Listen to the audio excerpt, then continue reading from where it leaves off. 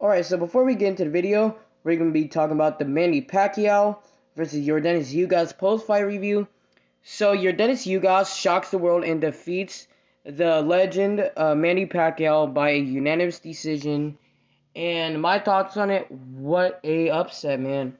I did not expect this to happen, man. I thought that the judges did the right thing. I thought that Yordenis Ugas was the winner in this fight. Good fight, but I just felt like Ugas was just always a step ahead in this fight. I just think Pacquiao needs to retire, man. No disrespect to Pacquiao, man. Like I still love Pacquiao. I'm like very happy what he's done for the sport. He always will be a legend, no matter win, lose or draw in this fight. He's always gonna be a legend. No disrespect to him, but I just think it's time to retire. He is 42 years old. You know, he did get beat by the younger fighter of Yordenis Ugas. So I just think Pacquiao needs to retire and just retire from boxing, man. Like again, no disrespect to Pacquiao, but Pacquiao didn't look the greatest in this fight. You know, he was fast, like he always is, but he didn't really look the same. He wasn't as fast on his feet, you know. Like he wasn't. It was like really tough for him to get away from the punches of Yordenis Ugas, and it was just really hard for Pacquiao to get away from the jab of Yordenis Ugas in this fight. Like I just felt like Yordenis Ugas was always in front in this fight, man. I just think that Pacquiao is getting older. I just think he needs to retire, man. Because imagine if you fought Errol Spence. I think he would have got knocked out by Errol or probably stopped by Errol or something like that. But no disrespect to Manny, man. I'm always going to be a fan of him. But if he continues in boxing, I don't see him beating any of the top guys like Terrence Bud Crawford or like an Errol Spence or like a Josh Taylor or anything like that. I just think that he's getting older. I just think he needs to retire, man. But good win for Yordenis Ugas. Even though he beat Pacquiao, I still wouldn't pick him to beat somebody like Terrence Crawford or a Errol Spence. I wouldn't really pick him over Jerron Boots Ennis. I think that Ennis would actually probably stop Yordenis Ugas. No disrespect to him, Jerron Ennis is the bigger fighter and hits a lot harder than Yordenis Ugas. But still, man, good win for Yordenis Ugas. But anyways, on to the video.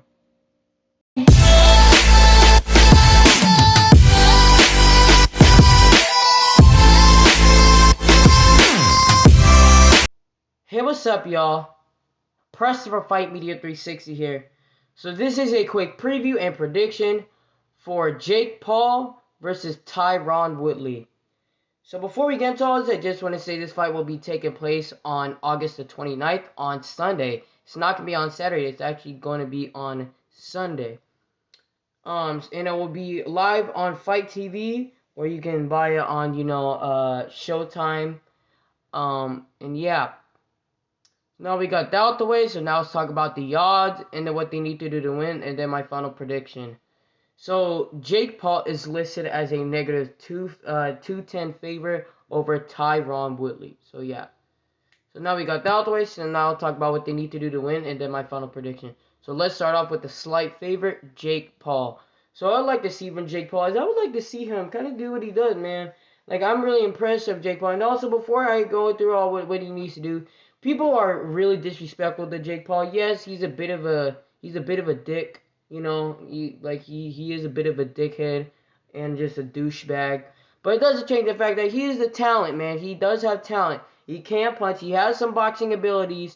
I know that he hasn't really fought anybody, but look at other people's record, man. Like these guys literally hasn't literally have been fighting people with 0 losses and like freaking 300 freaking losses, dude. You know, and Jake Paul's actually fighting guys that are known, that can actually fight. Like, Ben Askren, he's not really a fighter. He's mainly a wrestler. Fought Nate Robinson, smoked through him, and then he fought Anderson Gibb. He doesn't have that good of a resume, but it doesn't change the fact that this dude has talent, man, especially for a YouTuber. Especially how he hasn't been in, he didn't even have an amateur career. he's still pretty damn good for a YouTube fighter. So yeah. So now we got that. So what I would like to see from Jake Paul, I would kind of like to see what he does. You know, I would like to see him pop out that jab like how he does. You know, I really like that jab of Jake Paul of what, like, you know, to keep his opponents off him. That's what he definitely needs to do in this fight, is to use your longer reach and try to jab out Tyron Woodley to keep him at range. And then whenever Tyron Woodley tries to come inside, because Tyron Woodley likes to fight with his hands low, even in the UFC. In the UFC, he likes to leave his hands quite low when he fights, and he leaves his chin wide open. He likes to shoot at fighters, and I don't think that he's really gonna change his style. So I think that he's probably gonna leave his hands quite low and try to like shoot at Jake Paul. So Jake Paul, whenever he does get through that jab, counter him with a big shot, and I guarantee that would probably drop him or really hurt him. So definitely do that every time. Whenever you sense that he's hurt, start unleashing with punches, but don't just go for the kill, because Tyron Woodley, on the other hand, he does have power, even though I'm never really the biggest fan of Tyron Woodley myself. But you don't want to end up getting caught by Tyron Woodley, because Tyron Woodley also himself has power. So he definitely needs to be careful of that. But he really just needs to like stick behind that jab, keep Tyron at range. Whenever Tyron wants to come in, hit him with the counter, and then like that would probably hurt Tyron, you know. And don't really see, like, move your feet around, but to fight Tyron, I don't think you really need to move your feet around. Even though Jake Paul, he like that kind of fighter who, like, he's kind of like Mayweather does move his feet. He does move his feet, but he's not like, he doesn't like, not like footwork like Manny Pacquiao or anything like that, you know. So he's kind of like doesn't fight anything like Mayweather, but he likes to keep his feet still and try to outbox you like that. So he can do that, but really just kind of move around a little bit, kind of use your jab, but don't tire yourself out. Even though Jake Paul has really been working on his cardio, and I think that he has a lot better cardio ever since he beat Deji. It wasn't a pro fight, but his cardio definitely got better after that Deji fight. So I think he'll have some good cardio, but you don't want to risk getting burnt out, by moving your feet around a whole lot. So he definitely needs to kind of move your feet around, but really just box how you really need to do. So that's what Jake Paul needs to do to win. So yeah. So now for Tyron Woodley, what I would like to see from Tyron is I would like to see him not to leave his hands so damn low when he fights. He needs to have a high guard. Yeah, you need to cover the body, but Jake Paul isn't much of a body puncher himself. He's more of like a headhunter. So he definitely needs to have a high guard, and then try to press forward. And then when you try to get through that jab, and whenever Jake's trying to hit you, counter him with a power shot and really try to get Jake's attention from that punch, because Jake does get hit. He does get hit, but whenever you go wild on Jake, that's when Jake starts to find opening, just counters. So he definitely needs to be careful of that, but he really needs to be in a high guard. Definitely drive Jake to the ropes, because try to be just a counter puncher in this fight, and an aggressive fighter, but don't be too aggressive. But the key in this fight is to just be the counter puncher, because if Tyron Woodley can definitely win this fight, even by stoppage or on points, if he could just counter Jake Paul every single time, and for this whole fight, he definitely needs to pressure forward whenever you get to your distance where you can actually punch Jake, you just hit him, counter him, and then after that go 1-2, and then try to really and then try to hit that body and try to really hurt Jake, and also try to time him to the body and then hit it to the head to try to make Jake really confused. And because if you can do that, you can most definitely drop Jake, because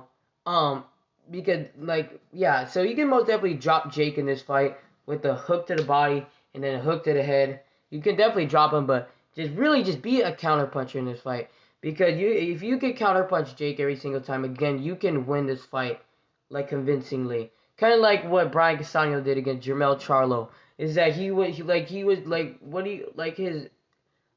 a very good counter puncher. Is that every time whenever Charlo punched, like Castano was just there and punched him and driven him to the rope. That's what Tyron Woodley needs to do. Is to kind of walk forward, kind of like walk Jake Paul down, you know, um, kind of like drive him to the ropes, and then that's when you could just unleash with punches, is when you're on the ropes. So that's what Tyron Woodley needs to do to win. So yeah. So my final prediction for this fight, this is a good fight, man. This is a very, very good fight. But I'm going to lean more towards Jake Paul, and I do think Jake Paul is going to win by a knockout somewhere around the early rounds. It could be in the mid rounds, but I'm going to put my money on the earlier rounds. I just think, yeah, Tyron Woodley has more experience being a fighter, but boxing wise, having the gloves on in the ring against a crowd in like a square, Jake Paul has the advantage over that. And especially when they're in Cleveland, Ohio, where Jake Paul was actually born in. Doesn't live there, but that's where he's from. He lives like he was born in Cleveland, Ohio. So I feel like he would definitely get an advantage over that. And I just think that Jake would also just outbox Tyron Woodley every time, because I just feel like every time because I just feel like Tyron Woodley would just want to come in there and try to just do what he does and just push forward and try to knock out Jake Paul with the low guard. I want him to do a high guard, but I don't think he's really going to do that. Tyron Woodley really likes to leave his hands quite low. And when you're leaving your hands quite low, that's when it really favors Jake Paul. Because Jake Paul does hit hard. Like people say, oh, he doesn't hit that hard. The dude hits hard. I wouldn't say like there's a thing that I do that like it's called power or power. I wouldn't necessarily say Jake Paul has power, but he definitely has power. I don't know, because he has put people to sleep, like Nate Robinson. Actually I'm gonna give him some power because he has put people to sleep. So like I just think that Jake Paul's boxing ability, I think that the power, the height, the size difference. Really, the only thing that Tyron Woodley has in this fight is experience. He doesn't hit harder. Both of them skill wise in the ring, they're not too much different. But I just feel like the power of Jake Paul, the boxing ability of Jake Paul, the height of Jake Paul, and the size comparison of Jake Paul will win him this fight by a knockout in the early round. So yeah. So that's my final prediction. I got Jake Paul by a knockout in the earlier rounds. Make sure you guys like and subscribe. I'm Preston from Fight Media 360, and thank y'all for watching this video.